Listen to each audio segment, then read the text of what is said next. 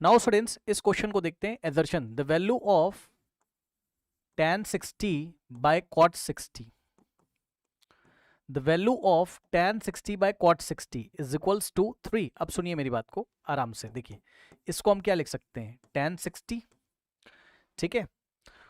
चलो वैल्यू लिख लो, वैल्यू लिख लो, ज्यादा सही रहेगा, ठीक है। देखो tan 60 कितना होता है, √3 डिवाइडेड बाय cot 60। अगर आपको cot 60 नहीं याद है तो cot 60 उतना ही होता है जितना tan 30 होता है, और tan 30 कितना होता है, 1/√3 होता है।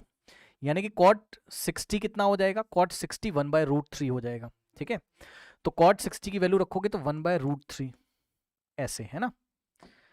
tan 60 √3, cot 60 1/√3, √3 ये वाला ऊपर जाएगा तो ऊपर हो जाएगा √3, और नीचे वाला √3 ऊपर आया तो ऊपर √3 मल्टीप्लाई और नीचे 1, तो आंसर क्या होएगा, √3 इंटू √3, √3 इंटू √3, 3 अपॉन में 1, सो द आंसर इज 3। मतलब भाई एजर्शन तो ट्रू है, एजर्शन क्या है इसका, ट्रू है, ठीक है। और अगर आप रीजन देखोगे तो रीजन में क्या बोला था, value of the expression sin 0 minus cos 0 निकाल लेते हैं भाई, ऐसा क्या है, sin 0 माइनस cos 0। अब देखिए बच्चों sin 0 कितना होता है, 0, माइनस cos 0 कितना होता है, 1, और 0 माइनस 1 कितना होता है, -1। तो इसका मतलब -1 का मतलब कैसा आ गया, नेगेटिव वैल्यू है ना भाई, नेगेटिव ही तो है -1, नेगेटिव। और इसने हमसे क्या बोला था, इसने हमसे बोला था sin 0 माइनस cos 0 नेगेटिव है। हाँ सही बात तो है, रीजन भी ट्रू है, लेकिन आप मुझे ये बताओ क्या रीजन का एजर्शन से कुछ लेना देना है, कुछ भी लेना देना नहीं है, चेक कर लीजिए, समझे।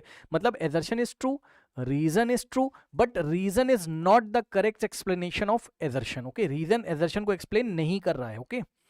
तो अगर आप देखें तो इसका आंसर क्या आएगा,